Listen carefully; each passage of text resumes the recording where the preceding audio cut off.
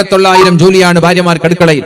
അതിനിടയിലാണ് നിങ്ങളുടെ ഓരോ കണ്ണട തേടി പിടിക്കേണ്ടത്, നിങ്ങളുടെ പേഴ്സ് തേടി പിടിക്കേണ്ടത്, നിങ്ങളുടെ മൊബൈൽ തേടി പിടിക്കേണ്ടത്.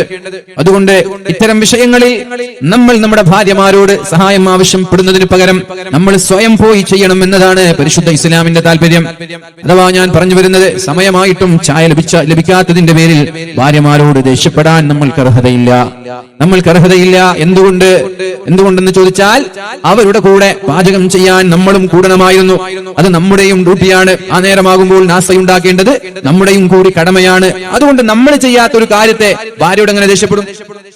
അതുകൊണ്ടാണ് മഹദിയായ ആയിഷ ബീവി റളിയല്ലാഹു അൻഹ പറഞ്ഞത്, എന്റെ ഹബീബ് ദുനിയാവിന്റെ വിഷയത്തിൽ ഞങ്ങളോട് ദേഷ്യപ്പെട്ടിട്ടേ ഇല്ല.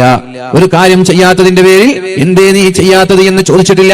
ആലോചിക്കണം, നമ്മൾ ഒരു കാര്യം ചെയ്തു കൊടുക്കാത്തതിന്റെ പേരിൽ എന്തേ നീ ചെയ്യാത്തത് എന്ന് പോലും അല്ലാഹുവിന്റെ ഹബീബായ നബി തങ്ങൾ ചോദിച്ചിട്ടില്ല. പിന്നെ എന്താണ് ഉണ്ടായത്? ദേഷ്യപ്പെട്ടത് എപ്പോഴാണ്?